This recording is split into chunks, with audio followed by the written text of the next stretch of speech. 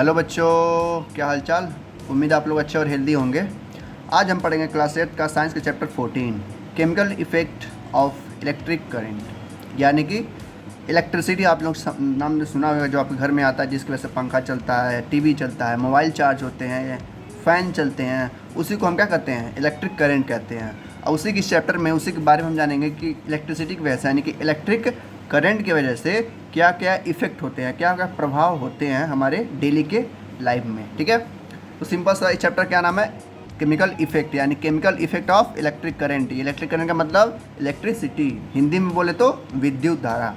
हिंदी में इलेक्ट्रिसिटी क्या बोलते हैं, विद्युत बोलते हैं। ठीक है, तो सारी चीज़ चैप्टर में हम जानेंगे कि इससे क्या इफेक्ट होते हैं, कैसे इसको सावधान होने चाहिए, किस तरह के सावधानी से इसको बरतना चाहिए ताकि हमको नुकसान ना पहुंचाए। जानते हैं लोग कि बिजली का झटका कितना तेज़ होता है ना, 440 वोल्ट वही होता है, जो लगेगा तो इंसान उड़ जाता है, उड़ता नहीं है, उड़ जाता है इस दुनिया से। चलिए पढ़ते हैं, चैप्टर पे आते हैं। कह रहा है सबसे पहला पैराग्राफ में कि आपके जो बड़े होते हैं, मतलब आपसे जो बड़े होते हैं, आपके पिताजी, आपके चाचा, आपके भाई, आपकी बड़ी बहन, सब लोग कहते हैं कि देखो तुम भीगे हाथ से या भीगे पैर से बिजली के तारों को या बिजली के जो खम्भे वगैरह रहते हैं उसको, खास करके जो रूम्स के बोर्ड रहते हैं जिसमें हम ऑन ऑफ करते हैं, बटन जो रहते हैं, जो लाइट्स के बटन रहते हैं, पंखे के बटन रहते हैं, उसको भीगे हाथ नहीं छूना चाहिए। क्या आपने सोचा कि वो ऐसा क्यों बोलते हैं?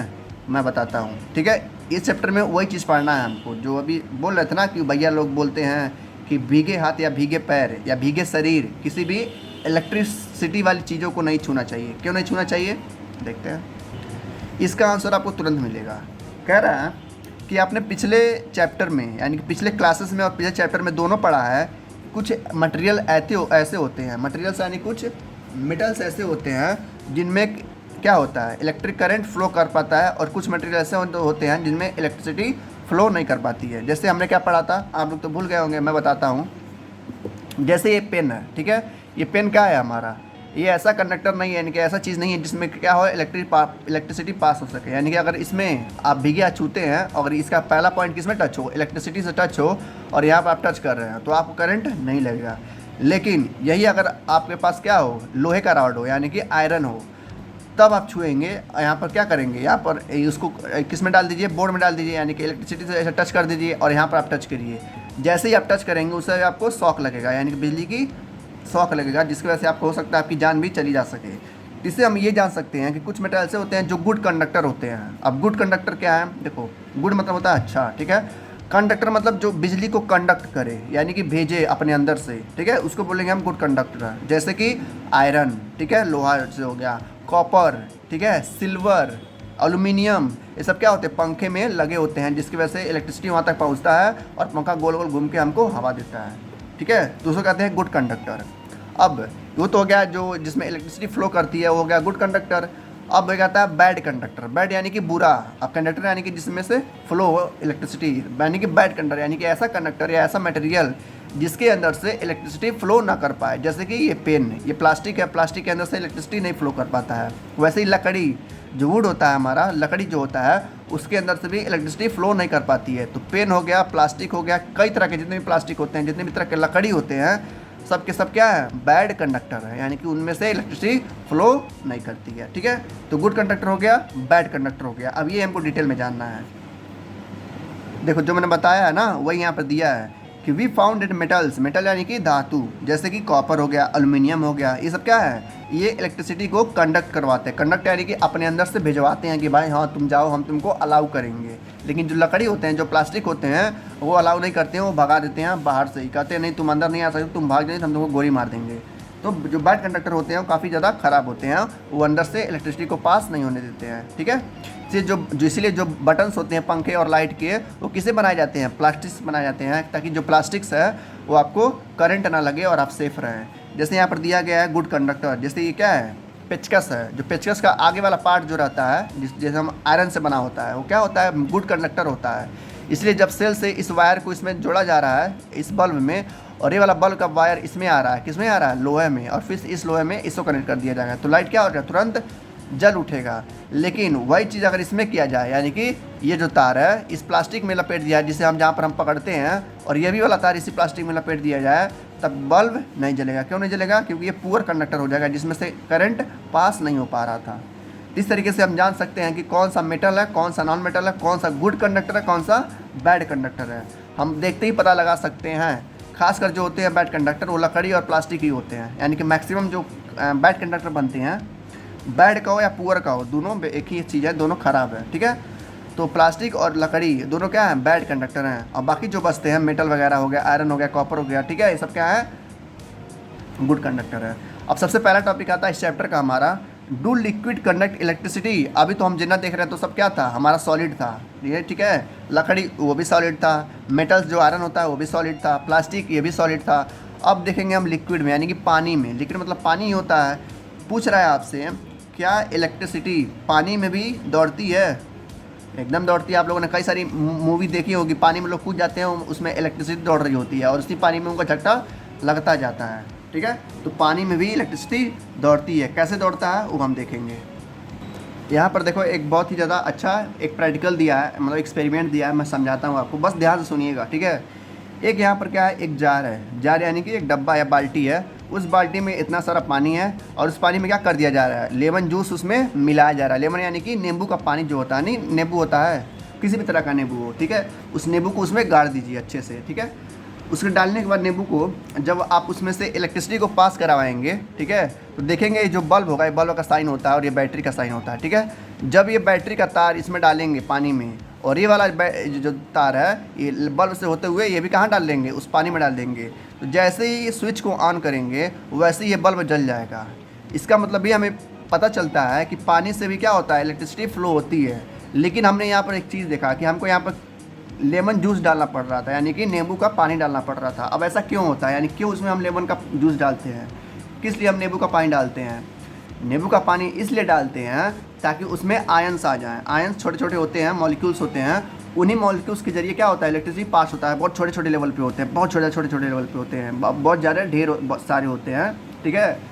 तो पानी से भी पता चल जाता है कि पानी से भी क्या हो रहा है, इलेक्ट्रिसिटी फ्लो कर पा रही है। क्यों फ्लो कर पाई है? क्योंकि उसमें आयंस होते हैं। आयंस यानी कि बहुत छोटे छोटे मॉलिक्यूल्स होते हैं। वो किससे दिखेंगे, माइक्रोस्कोप से दिखेंगे। तो हमने ये भी जाना कि सॉलिड के साथ साथ लिक्विड में भी क्या हो रहा है, इलेक्ट्रिसिटी फ्लो कर पा रही है। किसकी वजह से? आयंस वजह से या मॉलिक्यूल की वजह से, ठीक है। लिखा भी है कि इसमें नींबू का पानी डालने के बाद, अब देखो आप सोच रहे होंगे क्या होगा अगर नींबू का पानी ना डालें तो, ठीक है। अगर पानी गंदा हुआ, गंदा यानी कि उसमें से पहले से अगर मॉलिक्यूल्स रहेंगे तब भी फ्लो करेगा इलेक्ट्रिसिटी, लेकिन 60-70% ही कर पाएगा, पूरा 100% नहीं कर पाएगा किसी एक सॉलिड की तरह। लेकिन यही अगर पानी एकदम साफ़ रहता है, साफ़ यानी कि एकदम उबला हुआ पानी नहीं होता है, भाप वाला पानी, जैसे मान ले पानी उबाल रहे हैं तो उबलते हुए पानी में से भाप निकलता है, नहीं निकलता है, उस भाप को फिर से हम पानी में कन्वर्ट कर देते हैं। तब उसमें अगर ये दोनों तार डालेंगे तब उसमें से क्या होगा, कोई भी इलेक्ट्रिसिटी फ्लो नहीं करेगी। क्यों नहीं करेगी? क्योंकि वो भाप वाला पानी है। इसका मतलब ये है कि उसमें किसी भी तरह के आयंस या मॉलिक्यूल्स या कचरा पचड़ा नहीं है, इसलिए उसमें इलेक्ट्रिसिटी फ्लो नहीं कर पाएगी, ठीक है। इसीलिए जब बारिश होता है, देखते होंगे जब बारिश होता होगा तो बिजली चमकती रहती है। तो बिजली क्या होती है, वो भी क्या होता है, एक तरह का इलेक्ट्रिक करंट होता है। तो क्यों ना बारिश के जब पानी हम नहाते हैं तो हमको क्यों ना करंट लगता है, इसीलिए करंट नहीं लगता है, क्योंकि जो बारिश का पानी होता है वो भाप वाला पानी होता है, जिसकी वजह से इवेपोरेशन की वजह से ऊपर गया होता है। इसीलिए जब इलेक्ट्रिसिटी यानी कि बिजली जब ऊपर चमकती है, तो जब बारिश होता है, तो जब बारिश में हम नहाते हैं तो उसमें हमको करंट नहीं लगता है। तो यही मेन रीज़न होता है कि उसमें आयंस नहीं होते हैं, ना ही उसमें मॉलिक्यूल्स होते हैं जिसकी वजह से इलेक्ट्रिसिटी दौड़ पाए। लेकिन यही जब पानी गंदा हो जाता है, यानी कि जब लेमन वगैरह मिल जाते हैं, उसमें कोई मॉलिक्यूल्स वगैरह आ जाते हैं, आयंस वगैरह आ जाते हैं, तो इलेक्ट्रिसिटी क्या होने लगता है, फ्लो होने लगता है। तो सबसे बेहतरीन, कोई पूछ सकता है एग्जाम में आपसे एमसीक्यू में कि सॉलिड और लिक्विड में से सबसे बढ़िया जो है गुड कंडक्टर कौन है, तो सॉलिड है। क्यों? क्योंकि सॉलिड में भरमार मात्रा यानी कि भरपूर मात्रा में आयंस और मॉलिक्यूल्स मौजूद होते हैं, जिसकी वजह से कंप्लीट यानी कि 100%, यानी कि नहीं 100 तभी 99% मात्रा में इलेक्ट्रिसिटी क्या होती है, फ्लो कर पाती है। लेकिन पानी में कैसा भी पानी हो, बस 70 से 80% क्या होगा, इलेक्ट्रिसिटी फ्लो कर पाएगा। तो एक तरह से पानी भी क्या हुआ, गुड कंडक्टर हुआ। यहाँ पर एक एक्सपेरिमेंट दिया है, कह रहा है आप लोगों ने कंपास देखा है, कंपास जहाँ पे ऐसा होता है, जो क्या करता है, डायरेक्शन का पता लगाता है, कौन सा नॉर्थ है, कौन सा साउथ है, कौन सा ईस्ट है और कौन सा वेस्ट है, ऐसे गोल सा होता है कंपास, ठीक है। उसका में एक सुई होती है, जो सुई जहाँ घूमती है वो कहता है कि ये कंपास क्या है, नॉर्थ पोल है या साउथ पोल है। अब देखो जो कंपास होता है वो काम करता है मैग्नेट पे, मैग्नेट यानी कि चुंबक पे। मैंने क्लास 7 में पढ़ाया था कि जो मैग्नेट होता है वो किस पे काम करता है, मैग्नेटिक इंडक्शन पे काम करता है या मैग्नेटिक इफेक्ट पे काम करता है, ठीक है। और जितनी भी चीज़ें बनी हैं, चाहे वॉशिंग मशीन हो गया, चाहे हमारा फ्रिज हो गया, चाहे एसी हो गया, चाहे हमारा मतलब क्या इंडक्शन हो गया, ये सारी चीज़ें किस पे काम करती हैं, मैग्नेटिक इफेक्ट पे काम करती हैं। कैसे काम करती हैं, देखो ये ले लेते हैं हम, क्या लेते हैं, इलेक्ट्रिक करंट लेते हैं, उनके जो तार रहते हैं उसको लपेट दे रहे हैं किसमें, कंपास में। जब इस तार को हम कंपास में लपेटेंगे अच्छी तरह से और क्या करेंगे, इस तारों में हम बिजली दौड़ा देंगे। तो जैसे ही बिजली दौड़ाएंगे ना, वैसे इसका जो सुई होगा वो तेज़ी से क्या होने लगेगा, डिफ्लेक्शन होने लगेगा, ऐसे ऐसे कस के करने लगेगा। डिफ्लेक्शन क्या हो रहा है पता है, देखो कहता है एक माइकल फ्राडे एक साइंटिस्ट थे, उन्होंने कहा था कि जब भी बिजली दौड़ेगी, ठीक है, जब भी इलेक्ट्रिसिटी किसी तार के जरिए दौड़ेगी तो उस तार के अगल बगल एक मैग्नेटिक फील्ड बन जाएगा। ठीक है, मैग्नेटिक फील्ड यानी कि मैग्नेट ही होगा, लेकिन उसका बस एक असर होगा। जिससे मान लेते हैं ये तार है ना, इसमें से क्या हो रहा है, इलेक्ट्रिसिटी दौड़ रही है, ठीक है। जब इसमें से इलेक्ट्रिसिटी दौड़ेगी ना, तो इसमें से एक गोल गोल ऐसे गोल गोल क्या होगा, उसके परपेंडिकुलर क्या बन जाएगा, मैग्नेटिक फील्ड बन जाएगा।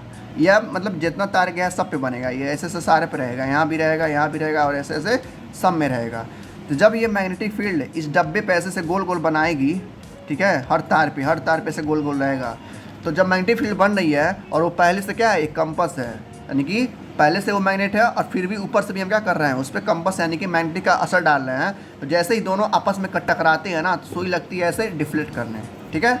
इसका मतलब ये हुआ कि जैसे ही ये सुई डिफ्लेक्ट करती है, वैसे इसका मतलब ये पता चलता है कि इस तार में क्या आ गया है, करंट आ गया है, और इस करंट को मतलब इस तार को छूना नहीं है, ठीक है। तो इसी इंडक्शन पे यानी कि इसी प्रिंसिपल पे, इसी सिद्धांत पे जो साइंटिस्ट हैं वो अपना फ्रिज, एसी और क्या हो गया इंडक्शन, ठीक है, फ्रिज, टीवी वगैरह सब इसी पे बनाते हैं। जब इलेक्ट्रिक करंट यानी कि जब इलेक्ट्रिसिटी दौड़ती है उस मशीनों के अंदर, तो उसमें क्या बनता है, मैग्नेटिक इफेक्ट बनता है, जिसकी वजह से क्या होता है, हमारा काम करना शुरू होता है, चाहे टीवी हो, चाहे फ्रिज हो, चाहे इंडक्शन हो। तो इस तरीके से हम पता लगा सकते हैं किसका यूज़ करके, कंपास का यूज़ करके, कि किसी भी तार में, किसी भी वायर में इलेक्ट्रिसिटी दौड़ रही है कि नहीं दौड़ रही है। अगर वो डिफ्लेक्ट करता है इसका मतलब इलेक्ट्रिसिटी है, और डिफ्लेक्ट नहीं करता है तो इलेक्ट्रिसिटी नहीं है। अब यहाँ पर एक टेबल बनाया गया है, आपसे पूछा जा रहा है कि कौन सा जो है कंपास की जो सुई है वो उसको डिफ्लेक्ट कर लेगा, यानी कि उसको हिला देगा, और वो गुड कंडक्टर है कि पुअर कंडक्टर है। जैसे पहला एग्जांपल दिया गया है लेमन जूस, यानी कि जो नींबू का जूस होता है उसका एग्जांपल अभी हमने देखा कि मैंने समझाया है कि जैसे ही पानी में लेमन जूस को डालते हैं वैसे क्या करेगा, वो इलेक्ट्रिसिटी को कंडक्ट करवाएगा, यानी कि वो गुड कंडक्टर है। अब भाई गुड कंडक्टर है, उसमें से करंट दौड़ रहा है, तो कंडक्टर की वजह से क्या होगा, डिफ्लेक्शन भी होगा, यानी कि जो कंपास होगा हमारा, उसका जो सुई होगा जो, ठीक है, वो क्या करेगा, डिफ्लेक्शन शो करेगा, यस करेगा, ठीक है। और विनीगर आपको भरना है, टैप वाटर जो नल का पानी होता है वो भी करेगा, वेजिटेबल ऑयल करेगा कि नहीं करेगा आपको पता करना है, मिल्क, हनी, ये सब आपको लिखना है पढ़ने के बाद, अभी नहीं। देखो यहाँ का जो पैराग्राफ है ना, वो बस एक्सपेरिमेंट पर ध्यान दे रहा है। एक्सपेरिमेंट आपको स्कूल में तो पूछा भी नहीं जाता होगा कि एक्सपेरिमेंट कराया जाए, क्योंकि स्कूल आपका क्या कर रहा है, बस लिखवाता है। तो कहना क्या चाह रहा है, मतलब मैक्सिमम एक्सपेरिमेंट ही है, एक्सपेरिमेंट करते हैं तो आप लोग बहुत अच्छा रहेगा। मैंने 1-2 एक्सपेरिमेंट समझाया है। देखिए यहाँ पर कह रहा है कि जो भी मटेरियल यानी कि जो भी मेटल्स या जो भी मटेरियल जिसके अंदर से इलेक्ट्रिसिटी को कंडक्ट करवाया जा सके, यानी कि अपने अंदर से वो क्या कर रहा है, बिजली को भेज रहा है, उसको हम क्या बोलेंगे, उसको हम बोलेंगे गुड कंडक्टर। क्या बोलेंगे, गुड कंडक्टर। और ठीक उसका उल्टा, जो भी मटेरियल है, जो भी मेटल्स है, जो भी चीज़ जिसमें से इलेक्ट्रिसिटी नहीं दौड़ पा रही है, यानी कि फ्लो नहीं कर पा रही है, उसको हम बोलेंगे पुअर कंडक्टर, या क्या बोलेंगे, इंसुलेटर बोलेंगे। क्या बोलेंगे, इंसुलेटर, ठीक है। तो याद रखिएगा, जिसमें से बिजली दौड़ रही है उसको क्या करेंगे, अच्छा कंडक्टर, यानी कि ऐसा कंडक्टर जिसमें से क्या हो रहा है, बिजली कंडक्ट कर पा रही है। दूसरा कहेंगे हम पुअर कंडक्टर, यानी कि ऐसा चीज़, ऐसा मटेरियल जिसमें से कंडक्ट नहीं कर पा रही है, उसको हम क्या बोलेंगे, इंसुलेटर। यानी कि कंडक्टर तो गुड कंडक्टर बोलेंगे, नहीं तो क्या बोलेंगे, इंसुलेटर। इंसुलेटर यानी कि ऐसा चीज़ जिसमें से इलेक्ट्रिसिटी फ्लो नहीं कर पाती है। अब इसके बाद देखिए, अभी जस्ट हमने देखा कि पानी में हम क्या मिला रहे थे, लेमन जूस मिला रहे थे, यानी कि नींबू का पानी मिला रहे थे, तो बिजली का क्या कर रहा था, कंडक्ट कर पा रहा था। अब एक चीज़ और है, जैसे कि साल्ट हो गया, जो नमक होता है ना, नमक जो हम सब्जियों में डालते हैं, वो जो नमक होगा जब हम पानी में डालेंगे तो भी क्या करेगा, इलेक्ट्रिसिटी को फ्लो करवाएगा, यानी कि कंडक्ट करवाएगा। इसका मतलब ये भी हुआ कि लेमन जूस के साथ साथ जो नमक होता है, जो नमक का सॉल्यूशन होता है, यानी पानी ले हम एक बाल्टी और उसमें आधा किलो क्या डाल दें, नमक डाल दें, तो जैसे उस बाल्टी में हम डालेंगे नमक, वैसे ही वो पानी क्या करेगा, इलेक्ट्रिसिटी कम कम 70 से 80% मात्रा में फ्लो करवाने लगेगा। ठीक है, जैसे अभी हम पीछे देखे थे कि इस तरह से बाल्टी था, बाल्टी में हम क्या डाले थे, उसमें नींबू का जूस डाले थे, लेकिन अब क्या डालते हैं, अब नींबू की जूस नहीं डालेंगे, हम क्या डालेंगे, नमक डालेंगे। तो जैसे इसमें से 2 वायर आएगा, ठीक है, उस वायर में क्या करने लगेगा, इलेक्ट्रिसिटी को भेजने लगेगा। इसका मतलब क्या हुआ, साल्ट सोल्यूशन भी कहाँ गया, साल्ट सोल्यूशन भी क्या है, इलेक्ट्रिसिटी को कंडक्ट करवाता है। तो एग्जाम में पूछ सकता है आपसे कि ऐसे 2 सोल्यूशन बताइए जो इलेक्ट्रिसिटी को कंडक्ट करवा पाते हैं लिक्विड में, यानी कि पानी में। तो लेमन जूस और साल्ट सोल्यूशन, यानी कि नमक का पानी और नींबू का पानी। ठीक है, ये 2 ऐसे सोल्यूशन होते हैं लिक्विड में जो बहुत ही अच्छी तरीके से अच्छी मात्रा में इलेक्ट्रिसिटी को फ्लो करवा पाते हैं पानी में। इसके अलावा ये तो हो गया 2 सोल्यूशन, यानी कि नींबू वाला पानी और नमक वाला पानी। अब इसके अलावा जो पानी बचते हैं कौन कौन हो गया, टूटी का पानी हो गया, तालाब का पानी हो गया, नहर का पानी हो गया और किसी पोखरे का पानी हो गया। उसमें जो वो जो पानी रहता है उसमें पहले से क्या होते हैं, नमक वगैरह मौजूद होते हैं, नमक यानी कि आयंस वगैरह मॉलिक्यूल्स वाला मौजूद होते हैं। तो उसमें नींबू या नमक डालने की ज़रूरत नहीं होती है, वो ऑटोमेटिक क्या करते हैं, इलेक्ट्रिसिटी को पास करा सकते हैं, तो उनमें कोई वो नहीं होता है। तो ठीक है, पूछ सकता है एग्जाम में कि 2 सोल्यूशन बताइए, 2 सोल्यूशन क्या है, नींबू और साल्ट वाला, यानी कि नमक और नींबू वाला, और बाकी जो पानी बचते हैं उसमें ऑलरेडी यानी कि नेचुरल तरीके से, यानी कि प्राकृतिक रूप से उसमें नमक होते हैं। ठीक है, अब आता है तीसरा, ये तो 2 हो गया। ठीक है, तीसरा आता है जो अभी मैंने बताया, जो भाप का पानी होता है, जिसे हम क्या कहते हैं, डिस्टिल वाटर कहते हैं। क्या कहते हैं, डिस्टिल वाटर, यानी कि जो इवोपोरेशन के जरिए क्या बना है, भाप से पानी बना है। ठीक है, इवोपोरेशन यानी कि पानी को जब उबालते हैं हम, ठीक है, तो पानी में से देखते होंगे भाप निकलता होगा, फिर उस भाप को हम फिर से पानी में जब कन्वर्ट करेंगे तो वो पानी क्या करेगा, पूरी तरह से इलेक्ट्रिसिटी को फ्लो नहीं करवा पाएगा। लिखा है, on the other hand distil water is free of salt and is poor conductor. जो डिस्टिल वाटर होता है, जो साफ पानी होता है, जो भाप वाला पानी होता है, वो क्या करता है, पुअर कंडक्टर होता है और उसमें से किसी भी तरह का साल्ट सोल्यूशन नहीं होता है, जिसकी वजह से वो कंडक्ट नहीं करवा पाता, किसको, इलेक्ट्रिसिटी को। लेकिन वही अगर डिस्टिल वाटर में हम मतलब डिस्टिल वाटर इकट्ठा किए और डिस्टिल वाटर में क्या डाल दिए, हम साल्ट डाल दिए, यानी कि नमक डाल दिए, तो जैसे ही उस नमक डालेंगे वैसे क्या होगा, वो भी क्या करने लगेगा, फ्लो करवाने लगेगा इलेक्ट्रिसिटी को। यानी कि कोई भी पानी हो, कितना भी साफ़ हो, अगर उसमें से इलेक्ट्रिसिटी नहीं दौड़ रही है तो आप क्या कर सकते हैं, उसमें से नमक डाल सकते हैं, आधा किलो, पाव भर, 100 ग्राम, क्या कर सकते हैं, टाटा साल्ट का नमक डालेंगे। जैसे ही नमक डालेंगे वो क्या करने लगेगा, इलेक्ट्रिसिटी को फ्लो करवाने लगेगा। ठीक है, यहाँ पर एक लड़की ये बता रही है, ये सब तो हो गए, ये सब तो ठीक है, बात की बात है, लेकिन जो इंसान होते हैं, क्या इंसानों के अंदर भी इलेक्ट्रिसिटी दौड़ सकती है? ये तो हमको लग रहा पढ़ाने की ज़रूरत ही नहीं है। क्यों? क्योंकि आपको पहले से पता होगा कि कई लोग क्या होते हैं, इसी इलेक्ट्रिसिटी के मरने से मतलब मर जाते हैं, यानी कि जब इलेक्ट्रिसिटी इनको मारती है तो वो मर जाते हैं। क्यों मर जाते हैं? क्योंकि इंसानों के अंदर खून पाया जाता है। क्या पाया जाता है? ब्लड। अब ब्लड में काफ़ी ज़्यादा मात्रा में क्या होता है, मॉलिक्यूल्स वगैरह होते हैं, प्रोटीन्स वगैरह होते हैं, मिनरल्स होते हैं, आयंस होते हैं, सॉल्ट होता है, जिसकी वजह से जैसे ही करंट इनको लगती है तो सारा का सारा खून वो क्या कर लेती है, चूस लेती है। कौन? इलेक्ट्रिसिटी।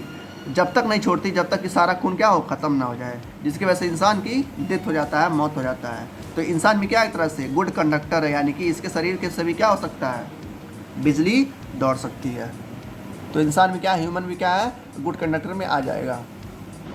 अब इसके बाद टॉपिक आता है हमारा chemical effect of electric current, जो कि चैप्टर ही है। ठीक है, अभी तो हम क्या पढ़ रहे थे, एक ऊपर एक वेरीफाई पढ़ रहे थे, यानी कि एनालाइज कर रहे थे, काफ़ी इंपॉर्टेंट था। अब क्या आते हैं, अब आएंगे हम केमिकल इफेक्ट पे, यानी क्या क्या केमिकल इफेक्ट हो सकते हैं। ठीक है, देखते हैं क्या क्या हो सकते हैं। देखो, एक साइंटिस्ट थे जिनका नाम है, क्या नाम है ये, इनका नाम है निकोलसन। क्या नाम है? निकोलसन, यहाँ पर दिया गया है। ठीक है, अब उस पेज पे चल रहे हैं, पहले इसको समझा दें एक्सपेरिमेंट को। ठीक है, अब ये क्या कहते हैं वही बताना है यहाँ पे। ठीक है, ध्यान से बस सुनिएगा। कह रहा है एक बाल्टी लेंगे, क्या लेंगे, एक बाल्टी लेंगे अपनी तरफ से, अगर एक्सपेरिमेंट करना है तो एक बाल्टी लेंगे और उसमें 2 रॉड डालेंगे। किसका रॉड होगा? लोहे का रॉड होगा। ठीक है, ऐसा नहीं कि प्लास्टिक का रॉड ले लें, लोहे का रॉड लेंगे और दोनों रॉड में क्या करेंगे, तार को कनेक्ट कर देंगे किसी बैटरी से, जैसे ये यहाँ पर दिखाया गया है, इससे कनेक्ट हुआ है, फिर ये तार इससे कनेक्ट हुआ है।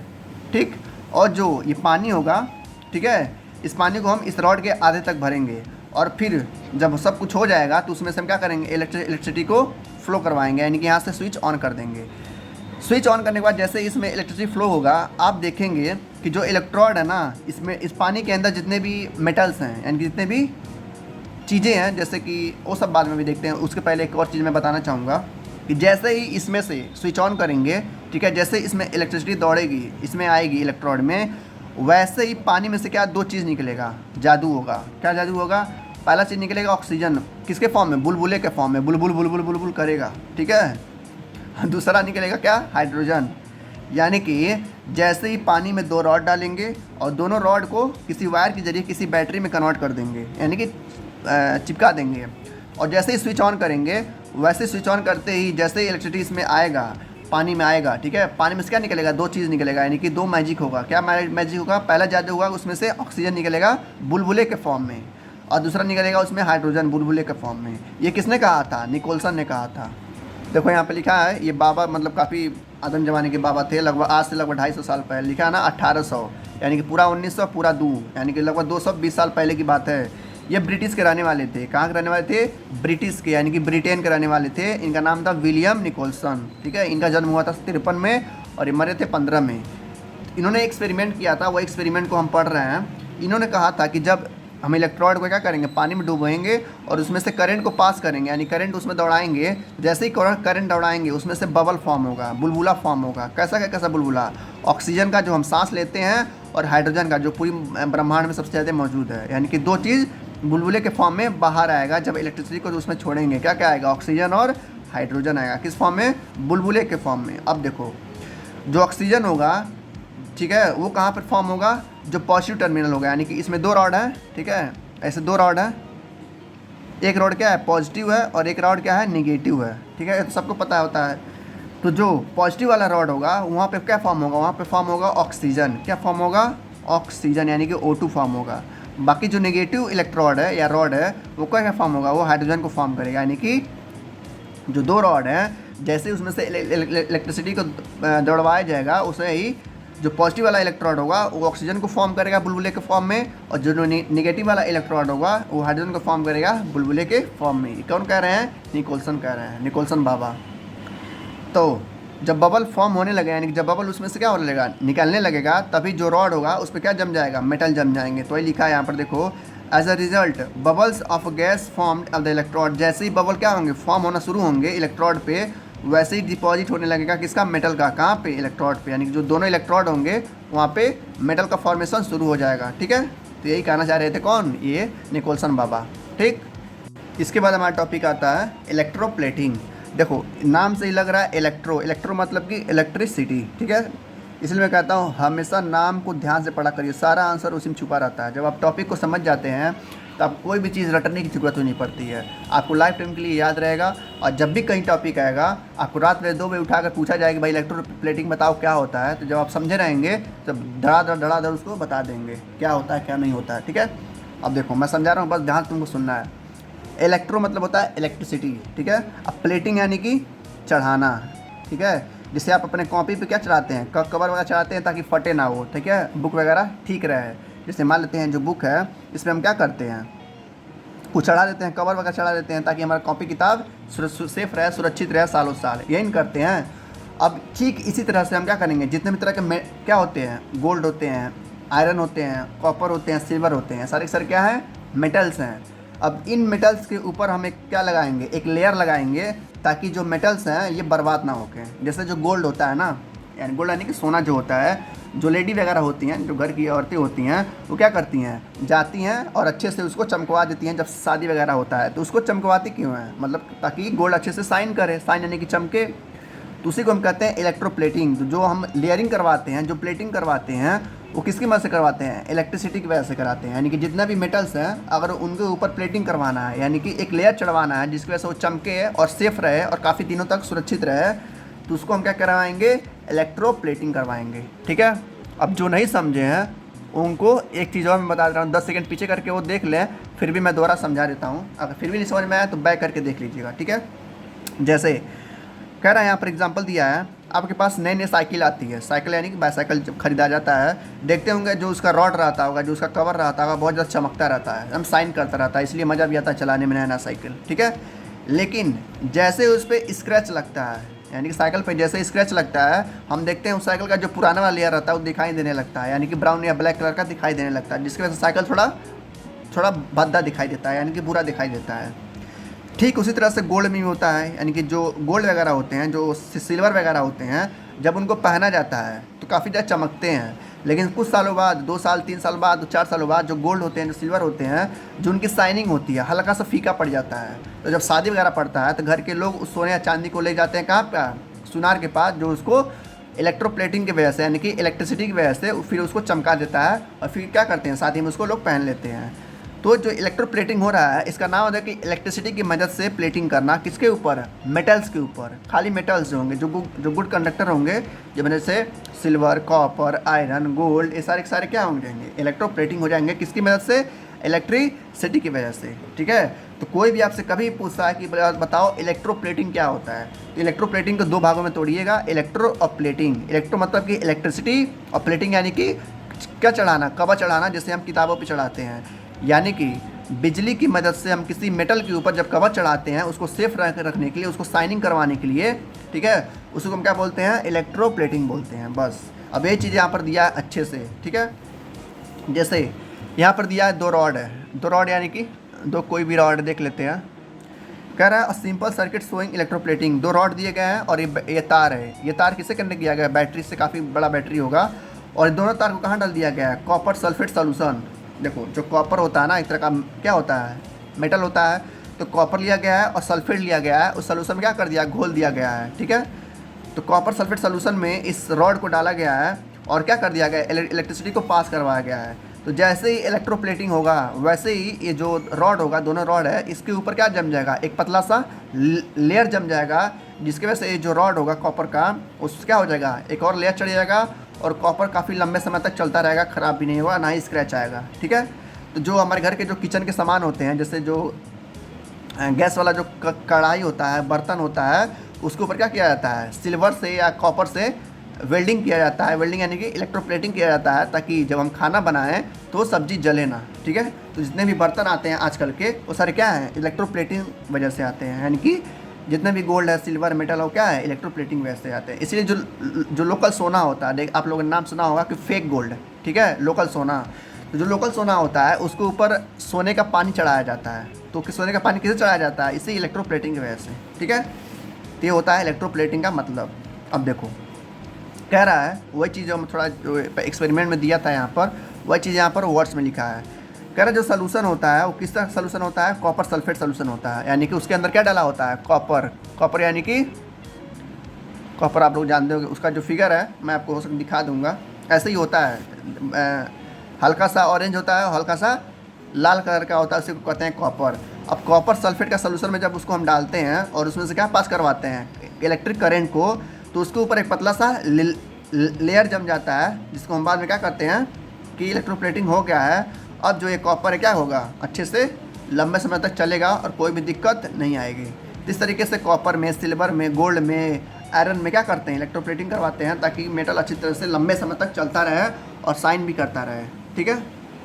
जैसे यहाँ पर देखो, यहाँ पर कुछ दिया गया है, इलेक्ट्रोप्लेटेड ऑब्जेक्ट है, यानी कि इसको पहले से क्या कर दिया गया है, इलेक्ट्रोप्लेटिंग किया गया है। जैसे कि जो गाड़ियाँ होती हैं 4 व्हीलर, उसके जो डिब्बे होते हैं, जो टीन के डिब्बे होते हैं, ऑरेंज कलर के, ब्लू कलर के, ठीक है, तो क्या किए गए हैं, इलेक्ट्रोप्लेटिंग किए गए, यानी कि इलेक्ट्रिसिटी की मदद से उसको प्लेटिंग किया गया है, ताकि जो नई नई गाड़ियाँ होती हैं, नई नई मोटरसाइकिल होती हैं, वो चमकते हैं। वैसे ये साइकिल का पहिया है, ये हैंडल का पहिया है, ये तो क्या है, ग्लास वगैरह है, जितनी भी चीज़ें होती हैं किससे बनी होती हैं, इलेक्ट्रोप्लेटिंग से बनी होती हैं। ठीक है। अब देखते हैं आगे।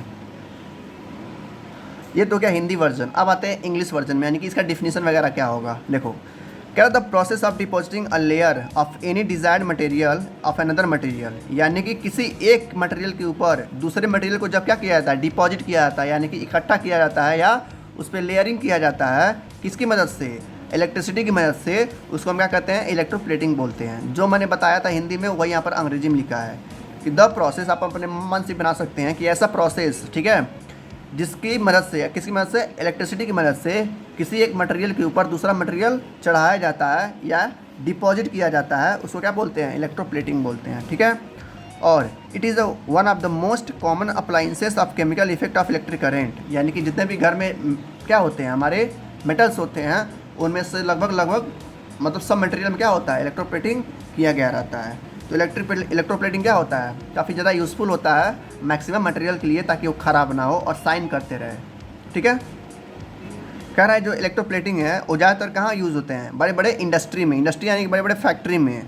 अब जो मतलब कैसे फैक्ट्री, जो फैक्ट्री ये सारी चीज़ें बनाती होंगी, ठीक है। जैसे कि यहाँ पर दिया गया है, for example chromium plating is done of the object of car parts, यानी कि जो कार के पार्ट्स होते हैं, यानी कि जो गाड़ियाँ होती हैं 4 व्हीलर, उनके जो बाहरी वाले पार्ट्स होते हैं, लाल कलर के, ब्राउन कलर के, येलो कलर के, जो सफारी वगैरह होते हैं, उनके जो बाहरी जो लेयर होता है वो किसे क्या किया जाता है, इलेक्ट्रोप्लेटिंग करके उसमें चिपकाया जाता है। फिर बाथटब जो आते हैं वो भी, जो किचन का गैस होता है, बर्नर नहीं होता है जिस पे गैस जलता है, वो भी क्या होता है, हुआ रहता है, इलेक्ट्रोप्लेटिंग हुआ रहता है। जो टोटियाँ वगैरह होती हैं, बाइसिकल के हैंडलर जिसे हम हैंडल पकड़ते हैं, ये वाला जो बाइसिकल का हैंडल है, ये भी क्या किया गया है, इलेक्ट्रोप्लेटिंग किया गया है। ऐसे ही कई सारे मेटल्स हैं जिसके ऊपर क्या किया गया है, क्रोमियम के द्वारा या सिल्वर के द्वारा क्या किया गया है, इलेक्ट्रोप्लेटिंग किया गया है, ताकि वो लंबे समय तक सेफ रहें, स्क्रैच ना लगे और क्या हुआ, शाइन करते रहें, ठीक है। इसलिए जो क्रोमियम होता है वो शाइनी अपीयरेंस देता है। लिखा भी है यहाँ पर, जो क्रोमियम होता है, क्रोमियम का लेयरिंग होता है ज़्यादा मेटल पे, क्योंकि ये क्या होता है, शाइनी होता है और लंबे समय तक चलता भी है। तो इसलिए मैक्सिमम मेटल पे क्या करते हैं, क्रोमियम का लेयरिंग कराते हैं, इलेक्ट्रोप्लेटिंग करवाते हैं, ताकि वो शाइनी दिखे और वो जल्दी कोरोड ना हो, कोरोड यानी कि जल्दी ख़त्म ना हो, जल्दी सड़े ना, ठीक है। और क्या करता है वो, स्क्रैचेस को भी रोकता है, यानी कि जो क्रोमियम होता है उसका 3 भाग हो गया, 3 प्रॉपर्टी आ गया। क्या, जो क्रोमियम होता है वो शाइनी अपीयरेंस होता है, जल्दी कोरोड नहीं होने देता है, कोरोड यानी कि जल्दी ख़राब नहीं होने देता है, और ना ही जल्दी स्क्रैच लगने देता है, ठीक है। लेकिन क्रोमियम महंगा भी होता है, इसीलिए कितना ज़्यादा इम्पॉर्टेंट है और ज़रूरी भी है। तो एग्ज़ाम में हो सकता है एमसीक्यू में पूछ दे कि कौन सा ऐसा मेटल है जिससे क्या किया जाता है, इलेक्ट्रोप्लेटिंग किया जाता है मैक्सिमम मेटल में, तो कौन सा है, क्रोमियम है। क्यों क्रोमियम किया जाता है, क्योंकि क्रोमियम का 3 प्रॉपर्टी है। क्या क्या, सबसे पहले वो शाइनी अपीयरेंस देता है, वो जल्दी कोरोड नहीं होने देता, यानी कि सड़ने नहीं देता है, और स्क्रैचेस को भी वो रोकता है। लेकिन वो एक ही डिसएडवांटेज है क्या, कि वो महंगा है, यानी कि एक्सपेंसिव आता है, ठीक है। अब देखो कह रहा है जितने भी ज्वेलरी होते हैं, ज्वेलरी यानी कि ऑर्नामेंट्स, जो सोना चांदी के अंगूठी वगैरह होते हैं, माले वगैरह होते हैं, वो भी क्या होते हैं, महंगे होते हैं, जिनकी वजह से वो भी जब उनका इलेक्ट्रोप्लेटिंग किया जाता है तो उनके जो दाम होते हैं वो 10,000, 15,000, 20,000 तक चले जाते हैं, यहाँ तक कि 1-1 लाख तक रुपया चला जाता है। क्यों चला जाता है, क्योंकि बहुत ज़्यादा महंगे होते हैं। इसलिए जब सोने चांदी का जब हम हार वगैरह खरीदते हैं, अंगूठी वगैरह यानी कि रिंग वगैरह खरीदते हैं, तो बहुत ही ज़्यादा महंगा मिलता है, ठीक है। क्यों, क्योंकि जो उस पर इलेक्ट्रोप्लेटिंग किया गया है वो मेटल काफ़ी ज़्यादा महंगा है, इसलिए। फिर कह रहा है, ये तो हो गया क्रोमियम, ये हो गया गोल्ड। अब आते हैं आयरन पे, आयरन यानी कि लोहा पे, ठीक है। देखो सबको पता है कि जो आयरन का यूज़ होता है सबसे ज़्यादा यूज़ होता है, चाहे हमारे घर में हो, ठीक है, खिड़की वगैरह बनाने के लिए, विंडो वगैरह बनाने के लिए, ये तो घर का हो गया। जो बड़े बड़े शहर में ब्रिज होते हैं, पुल होते हैं, वो भी किससे बनाए जाते हैं, लोहे के द्वारा बनाए जाते हैं। अब देखो ये कह रहा है कि पूरी दुनिया में सबसे ज़्यादा मेटल यूज़ होता है लोहा, यानी कि आयरन। अब आयरन क्या होता है कि जल्दी सड़ता भी, यानी कि कोरोड हो जाता है। अब उसको कोरोजन को रोकने के लिए क्या करेंगे हम, जिंक से क्या करेंगे, इलेक्ट्रोप्लेटिंग करेंगे। यानी कि अगर ये रॉड है, किसका रॉड है, लोहे का। अब क्या बनाना है, इसको हमको पुल को बनाना है, यानी कि एक ब्रिज बनाना है इस लोहे का। इस लोहे के ऊपर क्या करेंगे हम, जिंक से इलेक्ट्रोप्लेटिंग कर देंगे इस तरीके से, जिसकी वजह से ये जो आयरन होगा यानी जो लोहा होगा वो जल्दी सड़ेगा नहीं और लंबे समय तक चलता रहेगा, ठीक है। इस तरीके से इलेक्ट्रिसिटी के हेल्प से क्या करेंगे, जिंक से इलेक्ट्रोप्लेटिंग कर पाएंगे। तो कोई भी पूछ सकता है एग्ज़ाम में, 1 वर्ड में या 2 वर्ड में आ सकता है, या 3 नंबर में भी आ सकता है कि जो आयरन होता है वो उसका जो आयरन का मेटल होता है वो किससे इलेक्ट्रोप्लेटिंग किया जाता है, किस मेटल से, तो जिंक से किया जाता है, ठीक है। जिंक एक तरह का मेटल है जो क्या करता है, आयरन के ऊपर जाके चिपक जाता है और उसको बचाता है किससे, रस्ट होने से, यानी कि सड़ने से बचाता है। तो बस यही था चैप्टर आपका, ठीक है। मिलते हैं नेक्स्ट चैप्टर में, तब तक के लिए अपना ख्याल रखिए। Good luck, thank you, take care.